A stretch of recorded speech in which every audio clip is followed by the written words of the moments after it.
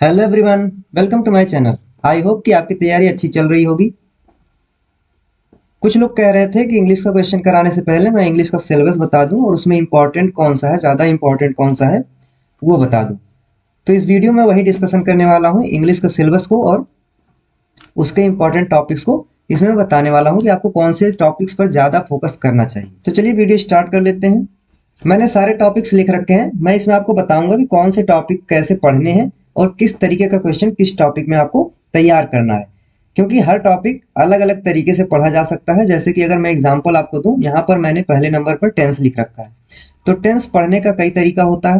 पहला तरीका होता है जो हमें पढ़ाया जाता है कि ट्रांसलेशन कैसे करेंगे, इंग्लिश से हिंदी में टेंस का यूज करके हम ट्रांसलेट किसी चीज को कैसे करेंगे। दूसरा तरीका हो सकता है इससे फिल इन द ब्लैंक्स पूछ ले। तीसरा तरीका हो सकता है कि इसमें आपको सेंटेंस दे दे और पहचानने के लिए कह दे कि कौन सा टेंस है। तो इसके कई तरीके हैं क्वेश्चन पूछने के। यूपी सीनेट में जो टेंस से क्वेश्चन आता है वो होता है वर्ब की फॉर्म फिल करने के लिए। ज्यादातर उस पर फोकस यही रहता है कि वर्ब की फॉर्म कौन सी इसमें भरी जाएगी, आपको वही समझना होता है। और दूसरा पूछा जा सकता है, फिल इन द ब्लैंक्स ही पूछा जा सकता है कि इसमें कौन सा वर्ब, हेल्पिंग वर्ब या कौन से टेंस का यूज हम करेंगे। जैसे कि पास्ट परफेक्ट वाला भरा जाएगा, हैड, हैव, हैज भरा जाएगा या फिर कुछ और भरा जाएगा। इस तरीके का क्वेश्चन आपको आएगा। कंपटीशन का एग्जाम है तो उसमें आपको ट्रांसलेशन नहीं आएगा, तो आपको उसी तरीके से तैयारी करनी है कि आप फिल इन द ब्लैंक्स भर सकें, आप सेंटेंस देख के समझ सकें कि कौन सा टेंस है, इसमें हम कौन सा टेंस भरेंगे, कौन से वर्ब की फॉर्म आएगी। आपको इस तरीके से टेंस को तैयार करना है। तो पहला जो टॉपिक है टेंस है, इंपॉर्टेंट टॉपिक है। इससे फिल इन द ब्लैंक्स या फिर टेंस पहचानने के लिए पूछा जा सकता है। दूसरा है, मैंने लिखा है part of speech.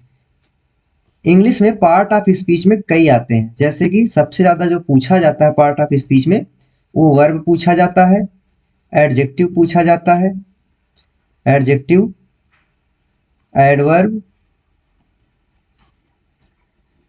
Preposition, preposition, conjunction, conjunction और इंटरजेक्शन। प्रोनाउन नाउन उतना इंपॉर्टेंट नहीं है, लेकिन आपको वो भी तैयार करना है। इससे भी फिल इन द ब्लैंक्स के क्वेश्चन बनाए जा सकते हैं। या फिर वो पूछ सकता है कि इसमें कौन सा एडजेक्टिव है, कौन सा एडवर्ब है, ये कौन सा प्रीपोजिशन है या फिर कंजक्शन है। आपको इस तरीके से पहचानने के लिए कह सकता है। तो इसीलिए मैं ये समझा रहा हूं आपको कि कैसे पढ़ना है। आपको पता है पार्ट ऑफ स्पीच पढ़ना है, सबको पता है, लेकिन पढ़ना कैसे, उसमें पूछा क्या जाएगा। तो उसमें जो पूछा जाएगा वो यही होगा कि जैसे कि कहीं पर एक वर्ड दे देगा सेंटेंस के अंदर, उसको अंडरलाइन कर देगा या हाईलाइट कर देगा और कहेगा कि ये एडजेक्टिव है, एडवर्ब है या फिर वर्ब है। तो आपको बताना पड़ेगा कि ये एडजेक्टिव है, एडवर्ब है, नाउन है, प्रोनाउन है, क्या है। अब कहीं पर प्रीपोजिशन या कंजक्शन भर देगा, फिर आपसे कहेगा कि प्रीपोजिशन भरा गया है या कंजक्शन भरा गया है। या फिर फिल इन द ब्लैंक्स दे देगा, वहां पर कहेगा कि इसमें से प्रीपोजिशन भरिए या फिर कंजक्शन भरिए या वर्ब भरिए, वर्ब की फॉर्म भरिए। इस तरीके से क्वेश्चन इससे पूछा जाएगा। पार्ट ऑफ स्पीच में मैंने बता दिया है कि कौन कौन से आते हैं। नाउन और प्रोनाउन भी आते हैं, नाउन और प्रोनाउन भी आते हैं, लेकिन ये इतने इंपॉर्टेंट नहीं है क्योंकि नाउन प्रोनाउन उतना ज्यादा नहीं पूछा जाता है फिल इन द ब्लैंक्स में। तीसरा मैंने रखा है सिनोनिम्स। सिनोनिम्स का मतलब होता है सेम मीनिंग बताने वाले वर्ड्स। तो आपको ये याद करना पड़ेगा, या तो आप याद करिए या फिर इंग्लिश की बुक्स पढ़िए, जिससे आपको प्रैक्टिस होगी और वर्ड मीनिंग आपको समझ में आएगी। चौथा है एंटोनिम्स। एंटोनिम्स मतलब जो उल्टा बताता हो, अपोजिट मीनिंग बताता हो। तो आपको ये जो सिनोनिम्स है, एंटोनिम्स है, ये सब वोकैब में आते हैं, वोकैब्युलरी में आते हैं। इंग्लिश में इनको वोकैब कहा जाता है या फिर वोकैब्युलरी कहा जाता है। अब इन सब का प्रैक्टिस आप कैसे करेंगे, सबसे बड़ा सवाल यही रहता है कि आप प्रैक्टिस कैसे करेंगे। बहुत से लोग पूछ रहे हैं यूपी सीनेट का कोई बुक में बता दूं। तो यूपी सीनेट का कोई बहुत अच्छी बुक अभी तक नहीं आई है, क्योंकि ये पेपर बहुत पुराना नहीं है, ये 2 3 4 साल हुआ है शुरू हुआ है। इंग्लिश का जो पेपर आता है इसमें बहुत ज़्यादा कठिन नहीं आता है, इजी आता है। आप मार्केट से कोई भी बुक ले लीजिए, उससे इंग्लिश का प्रैक्टिस आप कर सकते हैं। इंग्लिश का प्रैक्टिस आपको ऑब्जेक्टिव वाली बुक कोई भी ले लेनी है, उससे करनी है।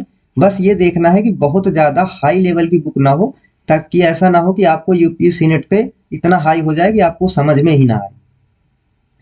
तो कोई भी बुक लेके आप इंग्लिश की प्रैक्टिस कर सकते हैं। मैं वीडियो बना रहा हूँ, मैं वीडियो में काफ़ी क्वेश्चन प्रैक्टिस करा रहा हूँ। एक एक वीडियो में 20-20 क्वेश्चन, 15-15 क्वेश्चन करवाता हूँ। आप उससे भी देख सकते हैं और वहां से प्रैक्टिस कर सकते हैं।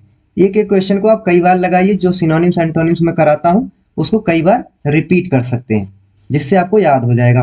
तो उससे भी फायदा आप उठा सकते हैं। बुक का मैंने बता दिया कि कोई भी बुक आप ले सकते हैं। इंग्लिश में कोई प्रिफर्ड बुक नहीं है कि आप इससे पढ़िए। अगला टॉपिक जो आता है वो आता है one word substitution. One word substitution जो होता है, ये एक सेंटेंस दे देगा और पूछेगा कि इस काम को करने वाले को क्या कहते हैं। जैसे अगर हम कहते हैं कि किडनी का जो डॉक्टर इलाज करता है उसका नाम क्या होता है, तो आपको इस तरीके का भी याद करना पड़ेगा। वन वर्ड सब्सटीट्यूशन, फ्रेज और इडियम, इससे भी क्वेश्चन पूछा जाता है। 2024 में ही इडियम से पूछा गया था। तो अभी तक जो मैं बता रहा हूं, जैसे कि synonyms, antonyms, one word substitution, phrases, idioms, ये याद करने वाले, ये चारों जो बीच में मैंने लिखे थे ये याद करने वाले। स्पेलिंग करेक्शन, स्पेलिंग करेक्शन जरूर आता है यूपीएससी नेट में, और अगर स्पेलिंग करेक्शन आ गया तो आप तभी कर पाएंगे जब आप उसे कभी देखे रहेंगे, कहीं पर उस स्पेलिंग को देखे रहेंगे। तो आप देखे कैसे रहेंगे? मैंने वही कहा कि आप कोई भी बुक उठा लीजिए, आसान सी बुक इंग्लिश की, उससे पढ़ना स्टार्ट करिए। एक पैराग्राफ पढ़िए, डिक्शनरी ले लीजिए, बगल में रख लीजिए और उसके वर्ड मीनिंग्स लिखिए, उसके वर्ड मीनिंग्स लिखिए। उसके साथ साथ जो आपको लगे कि ये वर्ड मुझे नहीं आता है उसे याद करते चलिए। उससे आपको धीरे धीरे इंग्लिश पढ़ने की और इंग्लिश समझने की आदत पड़ जाएगी।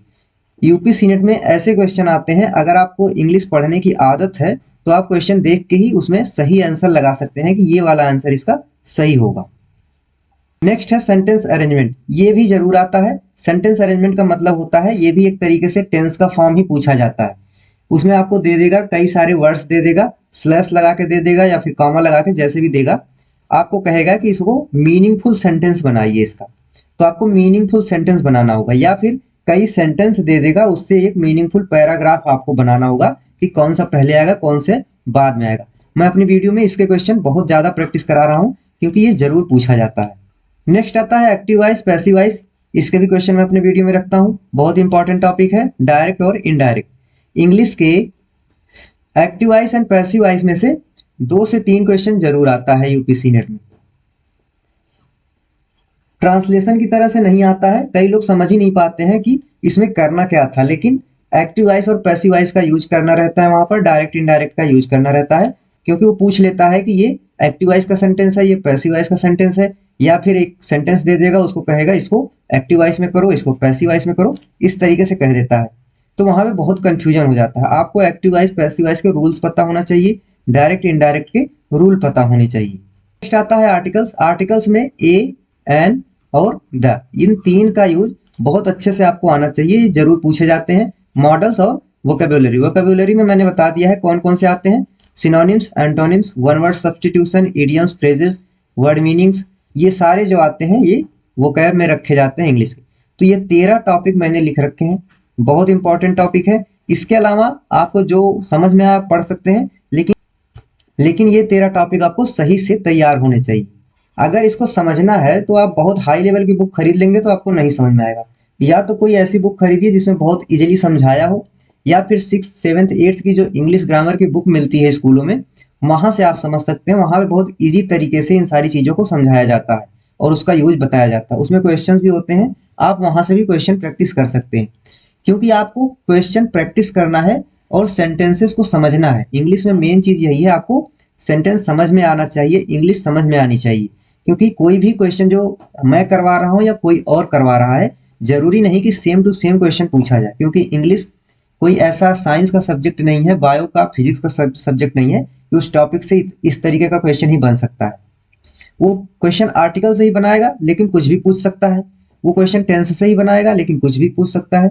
तो आपको उस तरीके से तैयार करना है कि आपको समझ में आना चाहिए, क्वेश्चन को रटना नहीं है कि जो क्वेश्चन मैं करा रहा हूं मैं कह दिया कि 100% यही क्वेश्चन आने वाला है, तो आप उस बात को मान के बैठ गए और उसी पे लग गए कि यही मुझे रटना है, इसे तैयार करना है। मैं इंग्लिश का क्वेश्चन प्रैक्टिस करा रहा हूँ, उसमें भी मैं चारों ऑप्शन समझाता हूँ ताकि आपका एक साथ चार चार क्वेश्चन तैयार हो, आपको चार चार वर्ड्स की मीनिंग आ जाए। अब एक का सिनोनिम्स मैं पूछता हूँ तो उसमें चार जो होते हैं उनकी मीनिंग भी बताता हूँ।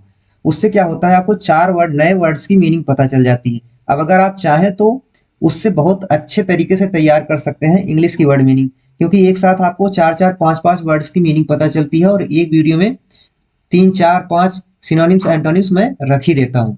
तो ऐसे अगर आप करेंगे फिर भी 2 महीने में आपका बहुत अच्छे से तैयार हो जाएगा। और 2 महीने का टाइम सफिशियंट है। बहुत लोग परेशान है कि 2 महीने में कैसे होगा कैसे नहीं होगा।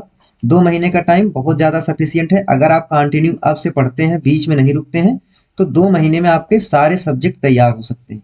नेक्स्ट वीडियो में मैं बायो, फिजिक्स और केमिस्ट्री के 11th और 12th के इंपॉर्टेंट टॉपिक्स पे बना दूंगा कि उसमें कौन से चैप्टर पर आपको फोकस करना है, क्योंकि 11th 12th का सारे चैप्टर से क्वेश्चन नहीं पूछा जाता है। उसको आपको सारे चैप्टर पढ़ने की जरूरत नहीं है, खासकर फिजिक्स और केमिस्ट्री की। बायो तो आपको इजी होता है, आप उसको पढ़ भी सकते हैं क्योंकि सभी लोग बायो पढ़े पढ़े रहते हैं।